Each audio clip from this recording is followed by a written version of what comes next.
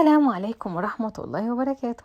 ايه رأيكم بقى في الحواوشي بتاع النهاردة؟ بجد خطير، حواوشي جنن. شايفين انا عاملاه في المقلاية او ممكن تقولي في الجريل. انا عاملاه في اللي هي مقلاية الجريل. شايفين الخطوط ديت منها؟ تعالوا نشوف. نقول بسم الله. 5 كوبايات من الدقيق، نص كوباية من الزيت، معلقتين زبادي، حليب على مية، معلقة كبيرة خميرة، معلقة كبيرة سكر، نص معلقة صغيرة ملح، ومعلقتين من المايونيز.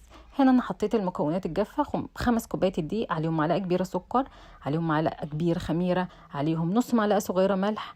ودلوقتي انا نزلت بنص كوبايه الزيت وسبت حبه صغيرين خالص عشان الوش. هنا انا حطيت معلقتين كبار من الزبادي، لو مش موجود مش مشكله. هنا معلقتين المايونيز. السر بقى بتاع عجينه، اي عجينه ممكن تعمليها بجد، وخاصه عجينه الكايزر.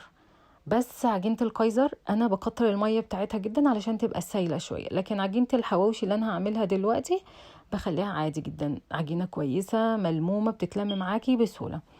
ده انا حطيت العجينه بتاعتي، اخدت كوبايتين، كوبايه ميه على كوبايه لبن، انا حطيتهم على بعض وعجنتها كويس جدا لمده 10 دقايق. شوفوا هي اتلمت خالص معايا ازاي، هي مش ملزقه، ما فيهاش اي حاجه. شايفين اتلمت من الطبق كلها.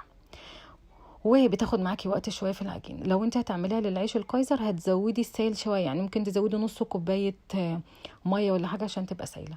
دلوقتي انا هدهن الوش بتاعها بالزيت لازم علشان ما تنشفش، وبعد كده لازم اغطيها واسيبها تخمر لمده ساعه.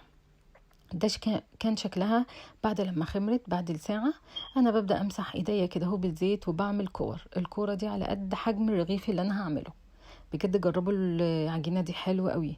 شايفين انا ببدا اكورها كده اهو بالشكل ده على قد حجم الرغيف، وببدا اقفلها من تحت كويس. اهم حاجه تكون مقفوله من تحت كويس. وهحطها كده اهو في الصينيه وهسيبها تخمر لمده، يعني مش تخمر، هترتاح 10 دقايق.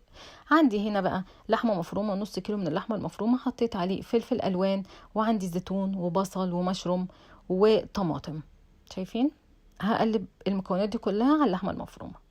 وهنا انا هفرد العجينه. طبعا اللحمه المفرومه انا حاطه عليها ملح وفلفل، بس ملح وفلفل، وزودت شويه الملح علشان الخضار لما احطه عليها. هنا انا فردت العجينه بتاعتي كده وبالعصايه وحطيت لها دقيق شويه من تحت. دلوقتي اهي اللحمه المفرومه اللي حطيت عليها الخضار بتاعي والملح والفلفل بس.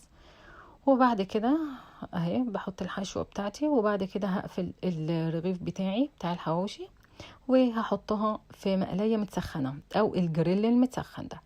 واهو ده شكلها بعد ما طلعت، بجد فظيعة، طعمها حلو قوي، الحشوة رهيبة. اللي طبعا ما بيحبش الخضار ومش عايز يحط خضار ما يحطش. انا عملت ده في الجريل، وحطيت التاني اللي عليه سمسم وحبة البركة ده عملته في الفرن. بس طبعا بتاع الجريل او بتاع المقلاية هيطلع احلى بكتير. لو عجبكم الفيديو بتاعي ما تنسوش تشتركوا في القناة ولاء الصغير، وادعموني وشير ولايك، وبجد جربوا الجمال. سلام.